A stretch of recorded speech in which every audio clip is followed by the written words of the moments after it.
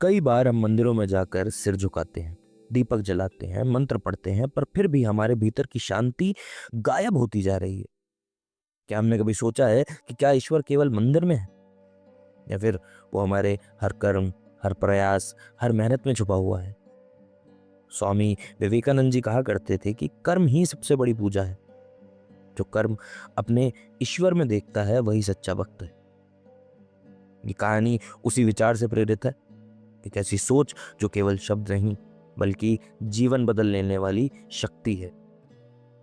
इस वीडियो में आपको एक ऐसी सच्ची प्रेरणादायक कहानी सुनने को मिलेगी जो बताएगी कि कैसे एक महिला ने भगवान को अपने कर्म से ढूंढ लिया और जीवन को ईश्वर का आशीर्वाद बना दिया। तो आइए शुरू करते हैं ये यात्रा। एक छोटा सा गांव था। सुबह के सूरज के साथ वहां मंदिर की घंटियां बजती थी। लोग भक्ति में डूबे हुए थे। कोई फूल चढ़ा रहा था, कोई घी का दीपक जला रहा था, तो कोई माथा टेक रहा था।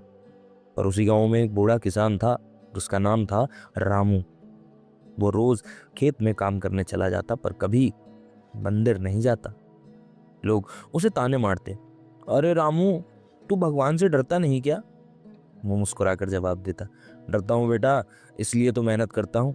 अगर मैंने आलस्य किया तो भगवान का दिया खेत सूख जाएगा। जब तक इंसान अपने काम को पूजा नहीं समझता तब तक उसकी भक्ति अधूरी रहती थी, क्योंकि ईश्वर को मूर्ति में नहीं, कर्म के बीच ढूंढना ही असली साधना है। विवेकानंद जी हमेशा कहा करते थे कि मंदिर में मत भागो, अपने दिल में देखो, वहां जो सच्चाई है वही भगवान है। उनके लिए पूजा का अर्थ केवल हाथ जोड़ना नहीं बल्कि हर उस काम को पूरे समर्पण से करना जो हमें सौंपा गया है। अगर एक अध्यापक पूरे मन से बच्चों को पढ़ा रहा है तो वो पूजा है। अगर एक किसान पसीना बहाकर धरती को उपजाऊ बना रहा है तो वो आराधना है। अगर एक डॉक्टर किसी की जान बचा रहा है तो वो भक्ति है। कर्म वही है जिसमें दिल की सच्चाई और आत्मा की लगन हो, बाकी सब औपचारिकता है। कितनी बार हमने देखा है कि लोग पूजा तो करते हैं लेकिन इंसानियत भूल जाते हैं। मंदिर में घंटियां बजती हैं पर बाहर किसी भूखे को रोटी नहीं मिलती। क्या यही भक्ति है?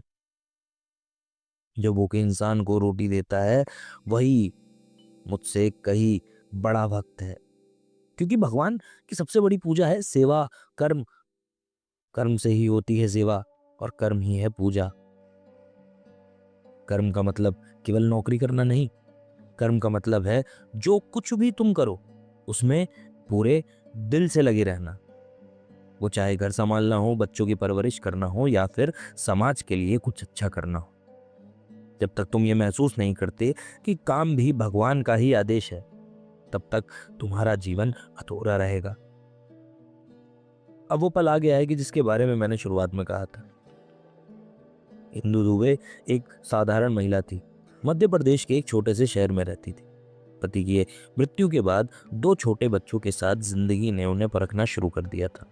आर्थिक तंगी, समाज के ताने और अकेलापन, सब कुछ उसके हिस्से आया। लोग कहते थे, भगवान से प्रार्थना करो, चमत्कार होगा। पर इंदु दुबे ने कहा, भगवान चमत्कार नहीं करता, भगवान कर्म देता है।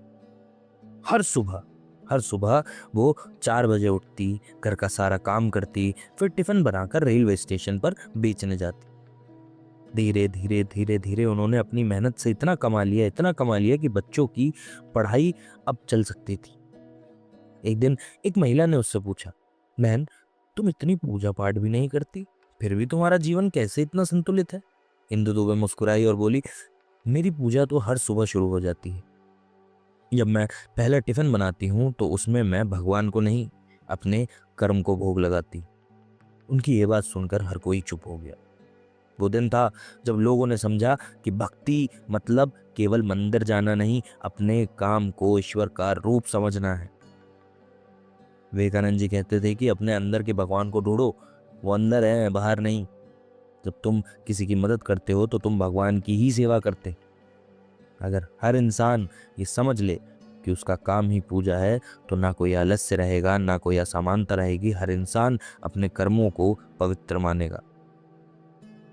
भक्ति और कर्म में कोई फर्क नहीं होता, दोनों एक ही धारा के दो किनारे हैं। भक्ति बिना कर्म के अधूरी है और कर्म बिना श्रद्धा के सूखा पेड़। कर्म को भक्ति बनाओ, तभी जीवन में ईश्वर का अनुभव होगा।